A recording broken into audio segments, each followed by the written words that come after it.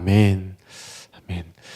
오늘 성령 수양의 두 번째 시간을 갖습니다. 바로 성령님은 무슨 일을 하시는가에 대해서 잠깐 나누도록 하겠습니다. 성령님은 세상에 있는 신과 분명 다릅니다. 세상에 있는 신은요, 결코 인격적이지 않다라는 것이죠. 강압적입니다. 그래서 세상에서 이렇게 무당들을 보게 되어지면 신내림을 받지 않았을 때에 괴로워하는 삶들을 보게 되어진다라는 것이죠. 또 신병이라 해가지고 굉장히 아파하는 것들을 우리가 볼 수 있다라는 것입니다.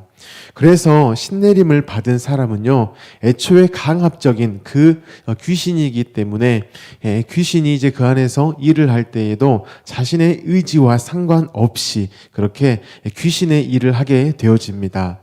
바로 자신을 대하는 사람, 곧 나를, 곧 귀신 들린 사람을 대하는 그들로 하여금요, 두려움에 빠지게 하는 일을 한다는 것이죠.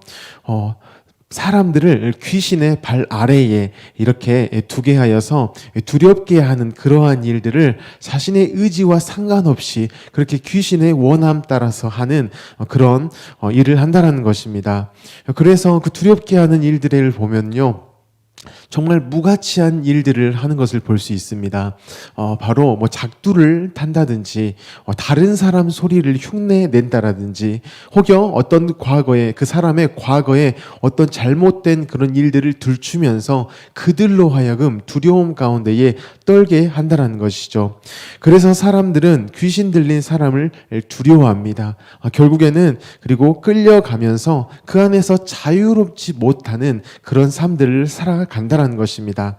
하지만 저와 여러분 가운데 계시는 이 성령님은요, 분명히 이러한 세상 신과는 엄연히 다른 분이십니다.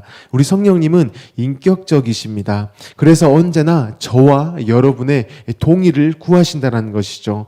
정말 친절하시죠. 우리 가운데 언제나 노크하시는 것입니다. 마음에 노크를 하시고요, 우리 가운데도 어떤 일을 행하실 때에도 언제나 친절하게 이야기해 주시고 설명해 주시고, 때로는 우리가 그것에 대해서 마음을 두지 않을 때는 더 마음을 또 우리가 둘 수 있도록 누군가를 통해 또 이야기해 주시고 또 설명해 주시고 하시는 이러한 분이라는 것입니다. 그런데 우리는 성령님이 들어오실 때에요, 이러한 생각을 할 때가 있습니다. 내 안에 들어오시면 몸에 어떤 변화가 있든지, 몸이 뜨겁든지, 아니면 정말 많은 눈물을 흘린다라든지, 이러한 어떤 현상을 기대할 때가 있다는 것이죠. 하지만 성령께서는요, 우리 안에 인격자로서 들어오십니다. 그래서 이러한 어떠한 변화가 없을 수도 있다라는 것이죠. 그래서 우리가 놓치는 게 무엇이냐? 마치 내 안에 성령이 계시는데 어떤 몸의 변화도 없고 감정의 변화도 없다고 해서 성령이 내 안에 계시지 않는가, 이렇게 오해를 하기도 한다는 것입니다. 하지만 분명한 일이 있습니다. 성령이 우리 가운데에 계시면요, 우리의 눈물이 안 나올 수 있고 몸에 어떤 변화는 없을 수 있지만 반드시 우리의 인격의 변화, 곧 우리의 삶 가운데의 변화가 있게 되어진다는 것이죠. 귀신 들린 사람을 통해서 그의 삶도 어떠한 변화가 있는 것을 볼 수 있습니다. 바로 그 귀신 들린 대하는 사람을 대하고 있는 그 상대가 두려움 가운데 나아가지만, 성령으로 충만한 사람, 그 성령이 그 안에 거하는 사람은요, 그 사람을 대하는 그 사람이 두려움 가운데 결코 나아가지 않습니다. 평안함 가운데 나아가게 되어지고요, 기쁨으로 나아가게 된다라는 것입니다. 왜 성령님으로 충만한 사람은 이처럼 누군가에게 평안함과 기쁨을 줄 수 있을까요? 그것을 우리가 이 토크지에 있는 내용들을 통해서 살펴봄으로 그 답을 좀 얻었으면 좋겠습니다. 첫 번째로, 성령께서는요, 저와 여러분의 연약함, 이것을 보게 하십니다. 성령은 우리 안에서 우리가 지금까지 살아온 인생, 이것이 연기하는 인생이었음을 알게 하신다라는 것입니다. 그래서 누군가에게 대하여서요, 평안함을 주고 기쁨을 주는 일, 사실 그것에 대한 실력이 전혀 없지만 마치 나는 좋은 사람인 것처럼 그들에게 평안을 줄 수 있고 기쁨을 줄 수 있는 사람인 척 그렇게 살아왔는데, 그러한 우리를요, 성령께서 들추어 버리신다라는 것입니다. 우리 스스로가 누군가를 평안하게 하거나 혹은 기쁘게 할 수 없는 존재라는 것, 그것을 우리 가운데 알게 하신다라는 것이죠. 쉽게 이야기하면 우리는 그 성령님 없이는 살아갈 수 없는 그러한 죄인임을 알게 하신다라는 것입니다. 그래서 성령께서는 우리 안에서요, 우리의 이런 죄악됨, 우리의 이런 실력 없음, 상대방으로 하여금 평안하게 하고 기쁨 가운데 나아가게 할 실력이 없음을 들추시고 나서 또한 무슨 일들을 하시냐? 바로 두 번째, 우리의 시각에 변화를 주시는 일을 합니다. 성령님은 새로운 시각을 갖게 하시는 분이십니다. 쉽게 말하면요, 우리 가운데에 안경을 씌워 주시는 것입니다. 그래서 이전에는 보지 못했던 그러한 시각으로서 보게 하시는 것이죠. 이전에는 오직 죄인의 눈으로서 어떻게 하면 나를 이러한 세상 가운데 드러낼까 하며 우리는 살아갈 뿐이었습니다. 내가 보는 것이 세상적인 것, 육신적인 것, 곧 하나님과 관계없음으로 인한 것, 그것에만요 우리의 눈이 가버렸었다라는 것이죠. 하지만 성령님으로 인해서 이제는 우리의 눈이요 그 안경으로 말미암아서 이제 성령의 시각으로 보게 되어진다라는 것입니다. 그래서 안 보였던 것, 보지 못했던 것, 그것들이 보이기 시작합니다. 그리고 우리가 심지어 애써서 보지 않으려고 했던 그러한 것들이요, 이제는 눈에 기쁨으로써 들어오게 되어집니다. 나만 보였던 것에서 이제는 성령으로 말미암아서 당신도 누군가도 또한 보게 되어진다라는 것이죠. 그리고 내가 속한 공동체까지도 보이게 되어진다라는 것입니다. 그리고 내 수고와 열심을 빼앗는 것이라고 생각했던 이러한 손해보는 일도 성령으로 말미암아 보게 되어집니다. 심지어는 내가 희생해야 하는 그런 일들이요, 오히려 성령으로 말미암아 기쁜 일, 그런 일들이 기쁜 일로 우리 가운데 보이게 된다는 것입니다. 이것이 무엇을 말하냐면요, 우리의 눈이 예수님의 눈과 같이 되었다는 것이죠. 그래서 예수님의 시각으로 무엇인가를 바라보게 되어지기 때문에 바로 예수님처럼의 삶을 살아가게 되어진다는 것입니다. 성령께서는요, 우리의 그 오염된 시각, 그것으로 삶을 보게 하시지 않고요, 깨끗한 시각, 그것으로 삶을 보게 하신다라는 것입니다. 그래서 이처럼 예수님의 차원의 삶을 그리며 살아가는 것, 그것이 바로 성령님으로 말미암는 우리의 삶이라는 것이죠. 이 일로 말미암아서 우리가 알게 되어지는 일이 무엇이냐면은 바로 세 번째로 구원의 확신, 이것을 우리가 또한 경험하게 된다라는 것입니다. 성령이 우리 안에서 무슨 일을 하시냐? 바로 구원의 확신, 이것을 갖도록 일하신다라는 것입니다. 나로서는 불가능한 일이에요. 애초에 그러한 남을 살피는 일, 애초에 그런 굳은 일, 희생하는 일, 손해보는 일, 그것에는 관심을 두지 않고 어떻게 하면 그런 일들을 피해 갈까라고만 생각했던 내 가운데에 이제는 성령님이 오시고요, 나의 그런 연약함을 드러내시고 이제는 성령으로 말미암아 예수 그리스도의 눈을 갖게 하셔서 이제는 그러한 일들 가운데에서 살아가게 하신다라는 것이죠. 그래서 우리 가운데에 이러한 성령님의 일하심, 이것이 반복되어지고 꾸준한 일이 되어지기 때문에 저와 여러분이 내가 성령으로 말미암아서 이처럼 예수님처럼의 삶을 살아가구나, 예수님으로만 가능한 일들을 하게 되어지는구나, 곧 내가 천국 백성으로서 살아가고 있구나, 이러한 것들을 바로 성령으로 말미암아 우리가 확실성을 갖게 되어진다는 것입니다. 우리 주변에 많은 종교들이 있습니다. 근데 세상 종교들의 공통된 특징이 있습니다. 그들이 말하는 그 구원이 있죠. 그 구원의 기준을 어디에 두냐면 그 각 개인에게 둔다라는 것입니다. 그래서 종교에서는 반드시 이야기합니다. 어떠한 일을 하라고 하죠. 그래야 너가 구원을 받는다라고 이야기를 합니다. 어떤 행위를 해내야만 구원을 받아 천국에 들어갈 수 있다라고 말한다라는 것이죠. 그래서 많은 종교인들은 그 수많은 행위에 목숨을 겁니다. 그것을 해냄을 통하여서 확신 가운데 나아가려고 애를 쓴다라는 것이죠. 하지만 결국에는 이러한 결론으로만 갑니다.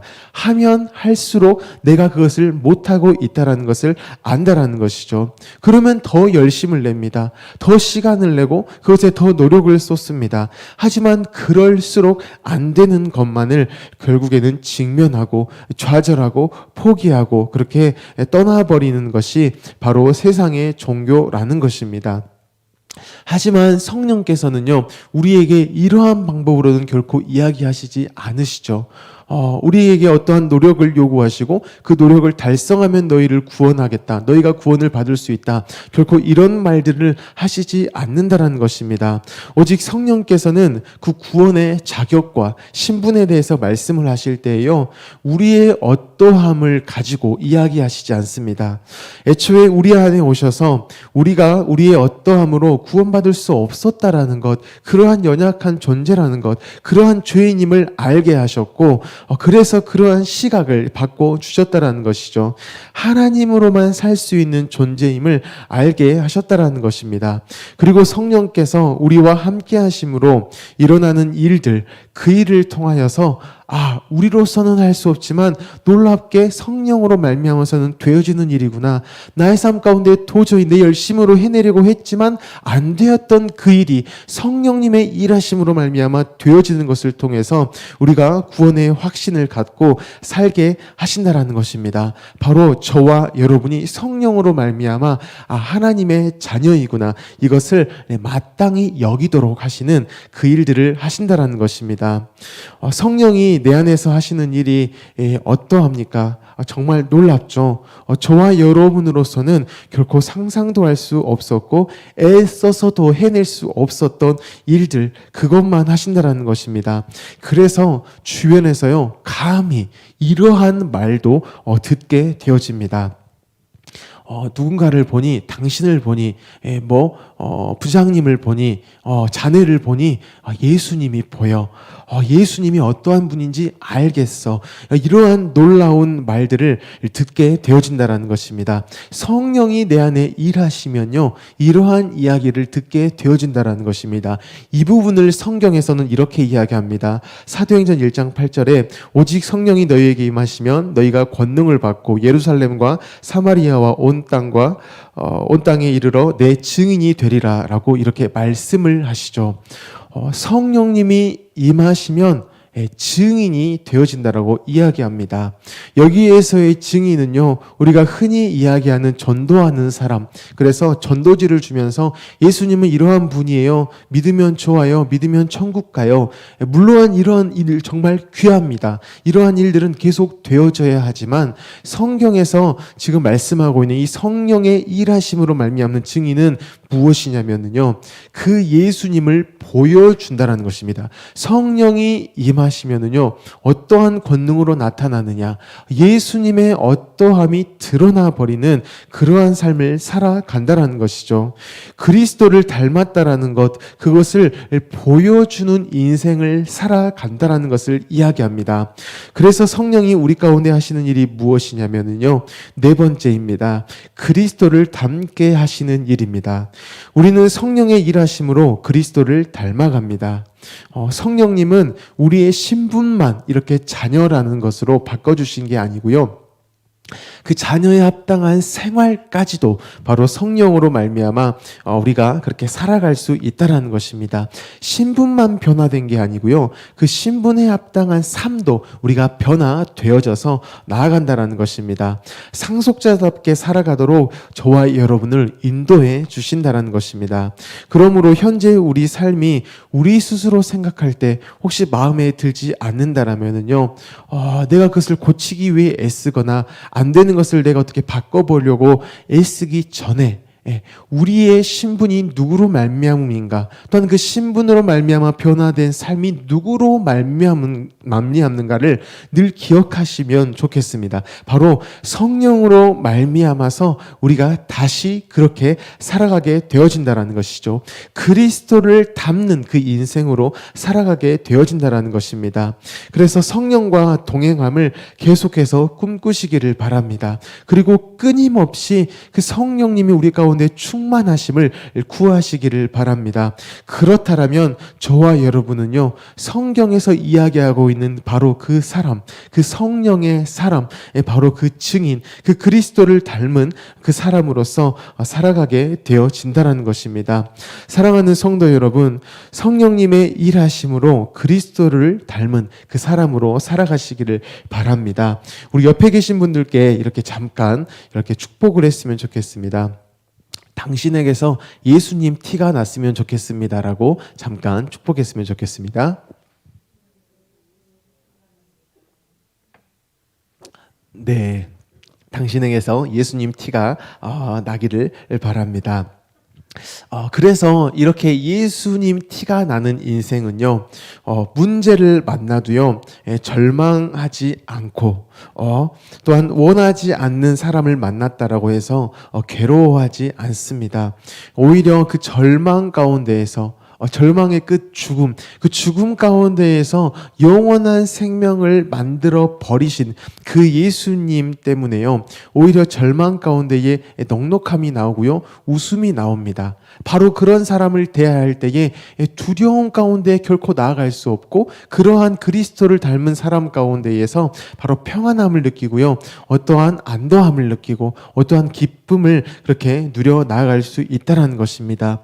바로 그리스도를 닮아가는 성령으로 말미암아서 살아가는 저와 여러분을 통해서 우리를 만나는 그들이 이러한 평안함을 누리게 되어진다는 것입니다. 다섯 번째로, 성령님이 그 안에 일하시는 사람은요, 전인적인 치료가 나타나게 되어집니다. 이것의 의미는 우리가 사명자가 된다는 것입니다.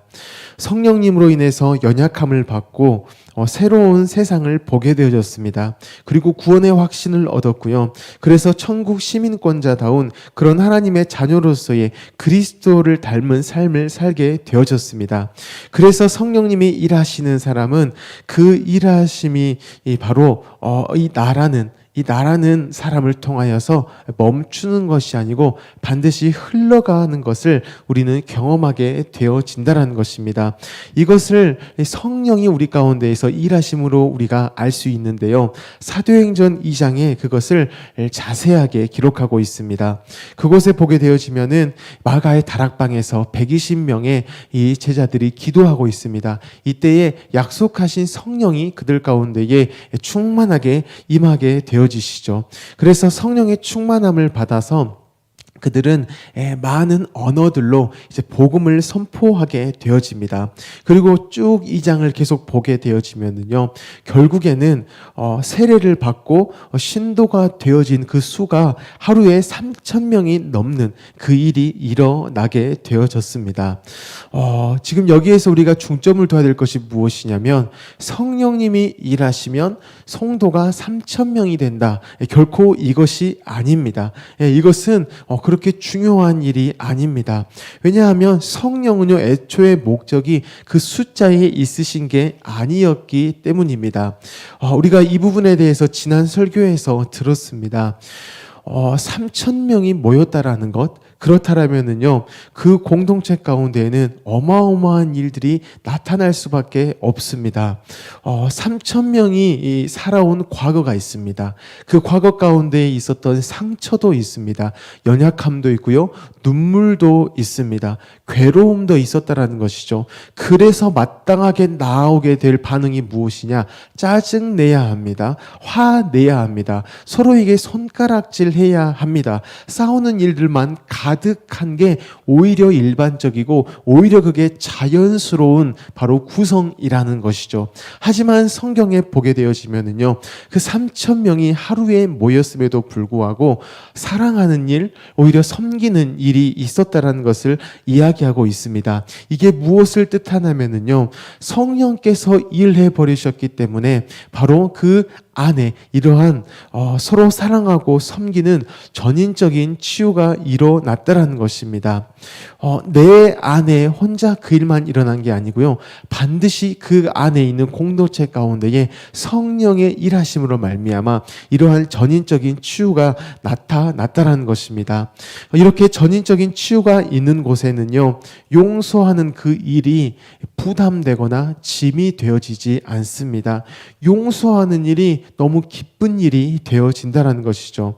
왜냐하면 우리가 용서하지 않은 이유가 아직 나는 그 사람보다 더 괜찮은 사람이라는 생각 때문입니다. 나는 잘났어요. 상대는 못났어요. 그렇기 때문에 둘 사람 가운데 어떤 분쟁이 있을 때에 결코 용서를 이렇게 구하거나 혹여 용서하지 않는다는 것입니다.